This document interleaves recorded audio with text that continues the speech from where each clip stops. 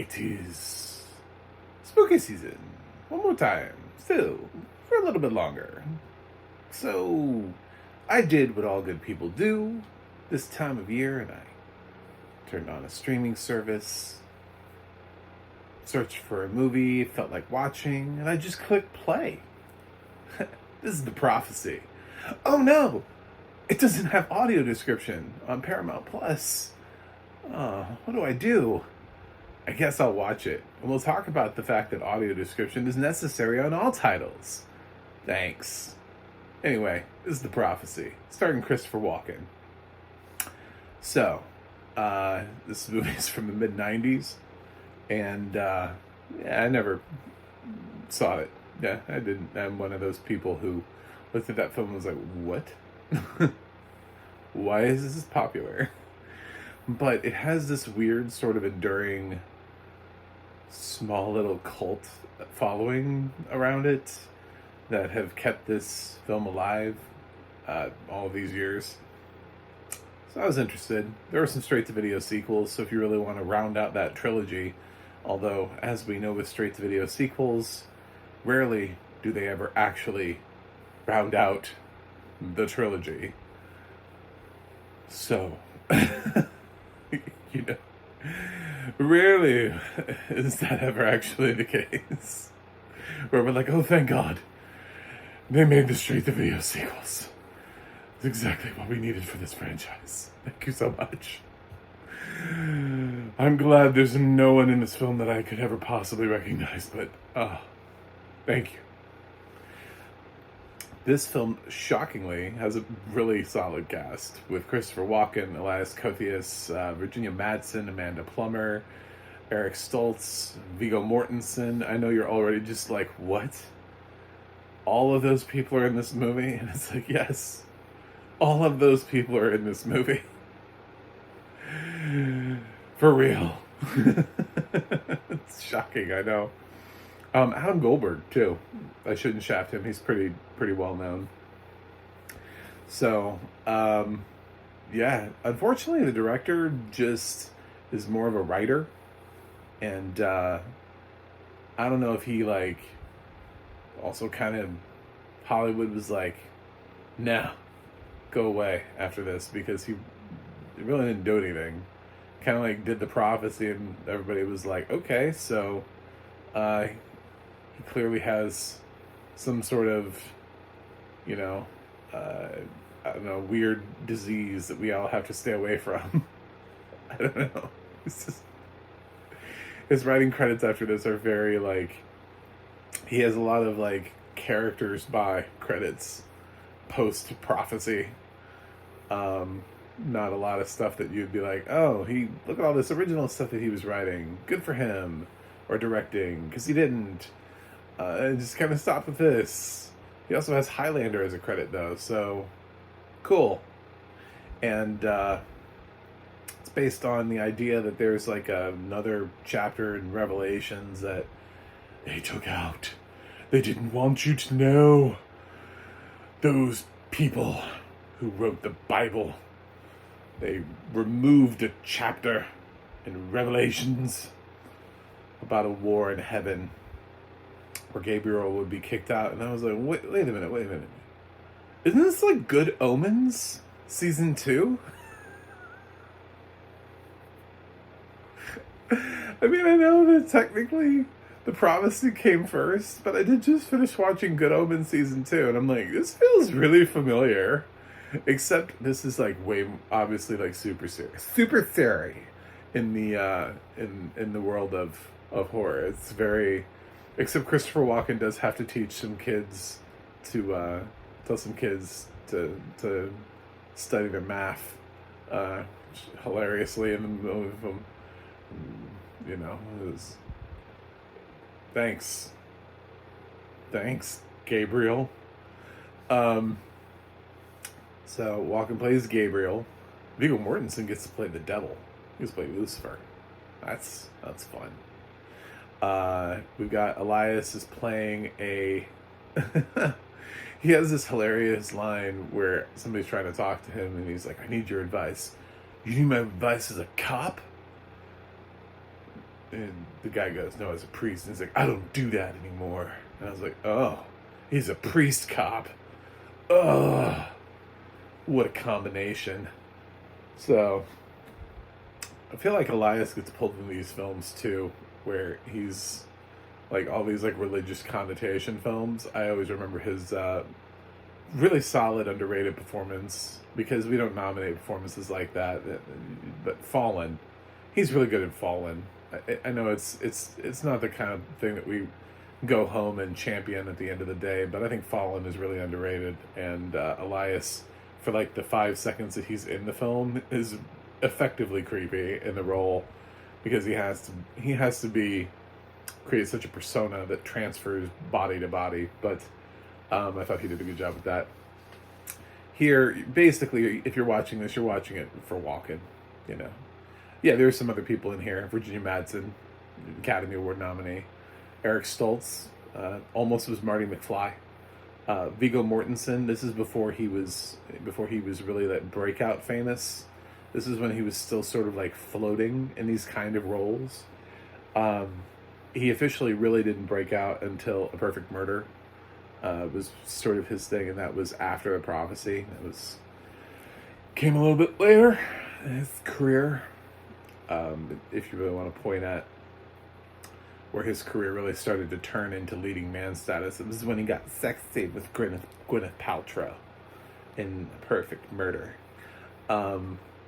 So, and yeah, it is what it is. So it's a film. It's a religious horror film. I don't know if it's really horror. It wasn't really scary. Then again, I can't see it, so I have no idea. Maybe this film is like, I don't know, abrasively violent. Except when I go to check it out, it's sort of conflicting, because it says it's rated R for violence and gore. And then when I go down to the parents' guide section on IMDb, the users have all decided it's moderately violent. It's moderate. So, I don't know. Is this a horror film? Maybe. It's weird. They keep talking about tearing this child apart. You know, I keep hearing Christopher Walken talking about, I just need to tear this child apart. I don't do Walken impersonations. I'm sorry, but it's funny when he says it. He's like, it just, yeah, you know, I just have to tear her apart. It's like, you're just like very matter of fact. Like, this is what I got to do. You know, I'm sorry. I don't really care what you think. But if I don't do it, there's a soul that's been put into this girl. And of course, to everybody else, they're like, oh, it's just a child. You know, that's all it is. Harmless child. And so, you know, Virginia Madsen's obviously very upset. Somebody would try to kill his child. But it is an angel from heaven. So, yeah. I don't really understand this movie. What I understand is basically from my slight research. This movie was really hard to follow. I got some cool lines and some cool scenes thrown in every once in a while, but as far as being able to string them together to see how things effectively link up, I did not. Some of the voices I didn't recognize because they were like the 90s version of actors. I didn't necessarily remember in my mind, like, what did 90s Viggo Mortensen sound like? Bet I can pull that one out. Obviously Walken, because he's Walken, and he's always spoken a certain way in a film. But the rest of it, I needed IMDb. I didn't even know it was Elias Koteas in the role, so I had no idea. I didn't do any research. I did what people are allowed to do. See, that's the thing. Sighted people, you guys just get to go in and click on a title and just be like, I'm going to watch this. Me, I have to be like, I don't know, does it have audio description?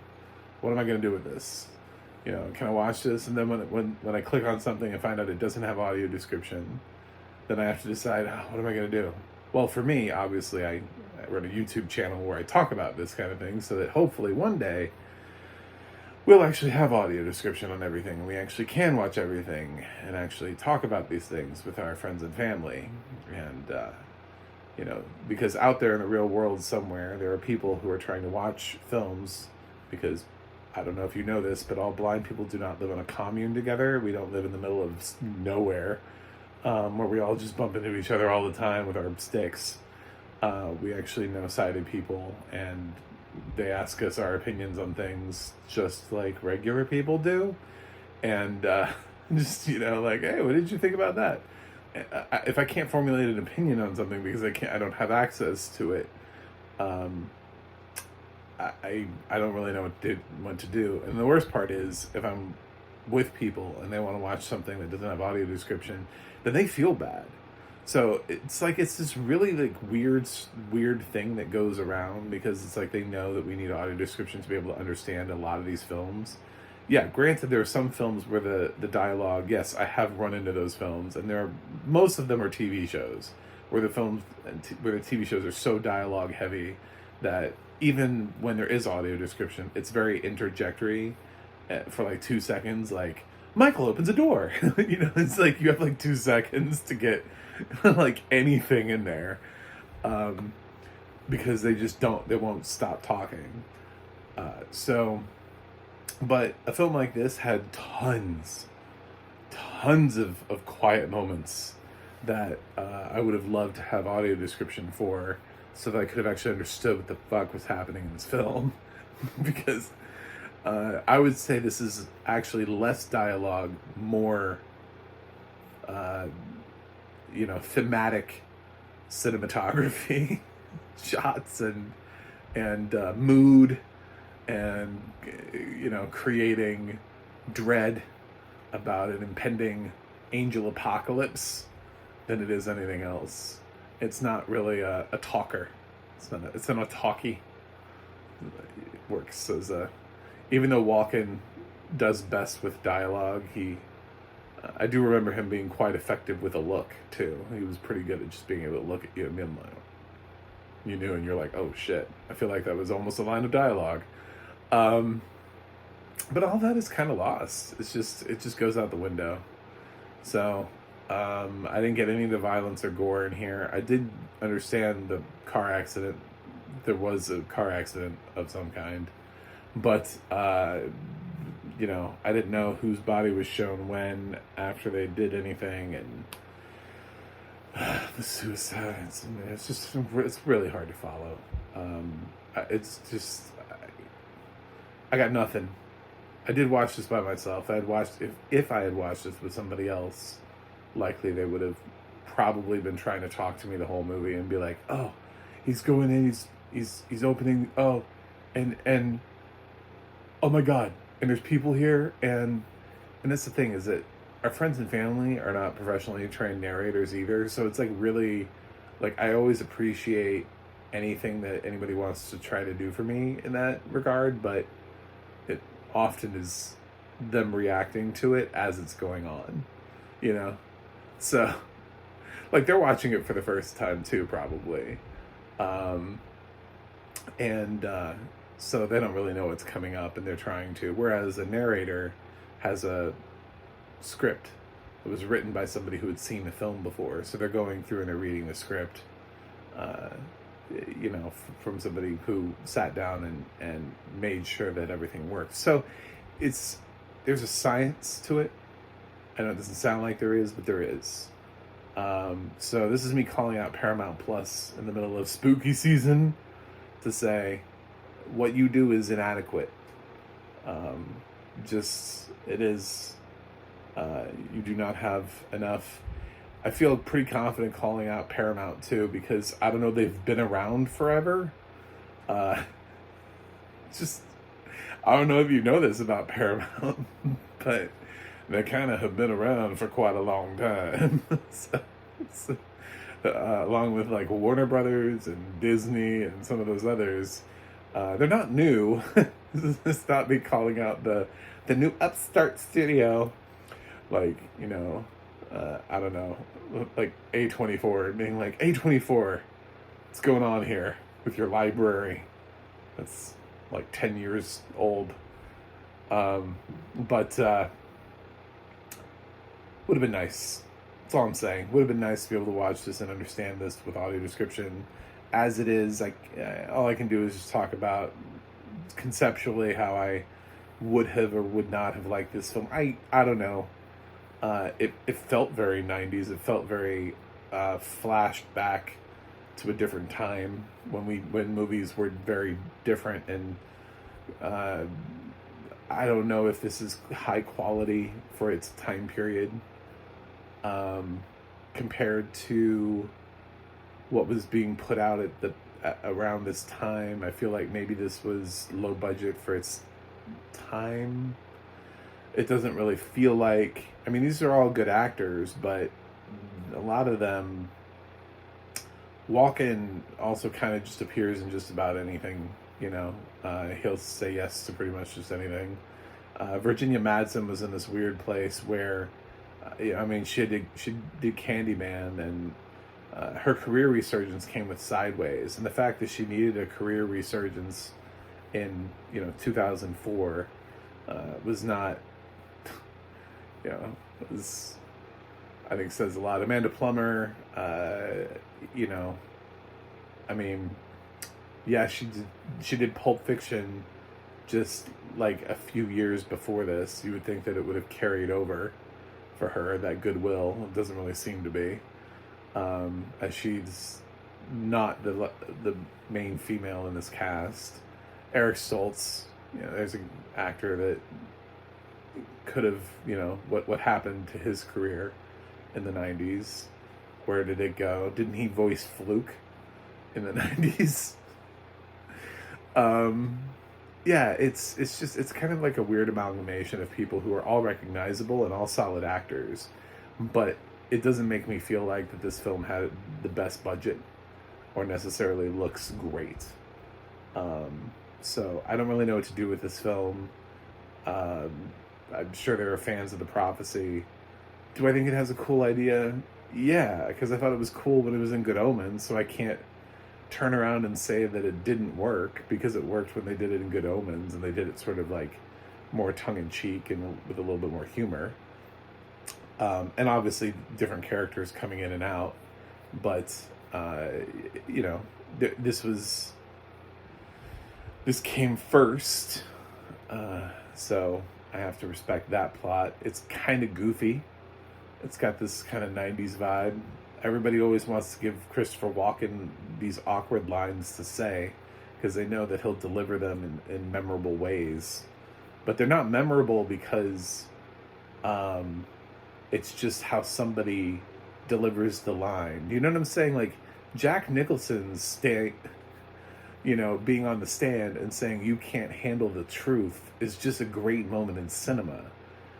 Christopher Walken telling a room full of kids when he's playing Gabriel and he's trying to kill this child, to study math. I don't know if that's not really revelatory. It's kind of just this goofy line that's thrown in the movie and given to Christopher Walken to deliver almost before anybody knew that there were going to be gifts out there in the world, and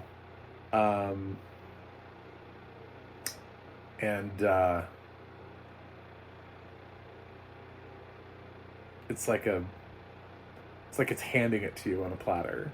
You can just kind of see it happening, and then we figured out how to make that, and now you can just kind of just play it on repeat and just have him, that one scene, that little 5 seconds, just cut it out of the movie. So I don't know. I don't know if those of you who really love The Prophecy are really loving the movie because for all the right reasons. I have no idea, but I'd be a better judge of it if it had an audio description. And I don't grade movies I don't understand, so because it doesn't have audio description, my grade is unwatchable. So thanks, Paramount Plus. I appreciate it. I appreciate your lack of accessibility, your continued non-support.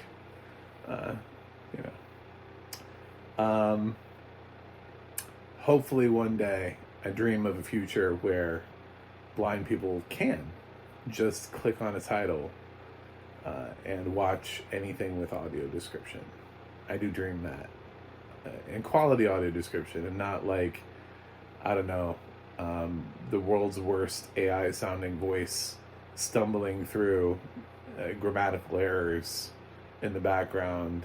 Door run into, man, door, run, I walk into, fall, like it's trying to figure out what's happening, like live.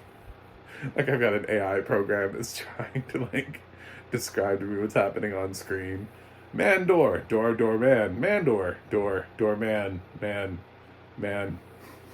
It's like, that's, you're just telling me what's on screen. That's not, we sort of have this thing, we have some AI things that'll tell us like what's in a room and stuff like that. So it feels like I'd be using that for film. And a lot of times those programs just kind of try to tell you, it doesn't know what you're looking for in a room, so it just kind of tells you what's in the room, what it notices. So it'd be like, man, cup, bowl, box, man, man, box, door, window. It's just, that's kind of how I feel like we could have, if they really don't care, they just put like random AI audio description. It just tells us sort of like what's on screen. That would be awful. But anyway, thanks for watching. Thanks for subscribing. And please click subscribe, because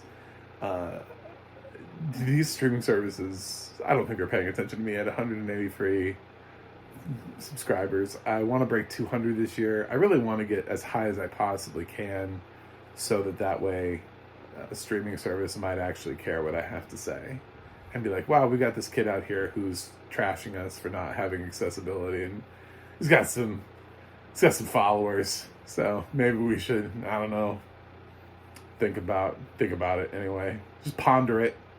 So you can go to my website, macmoviiguy.com. You can follow me on Twitter, Instagram, and Threads at MacMovieGuy. You can go to the audio description project, adp.acb.org. It'll let you know what has audio description and where you can watch it. And you can go to the adna.org. That's the adna.org. And it'll let you know who's narrating films when they actually have narration. Anyway, thanks for watching. Thanks for subscribing. And I'll see you guys on the other side. Hopefully.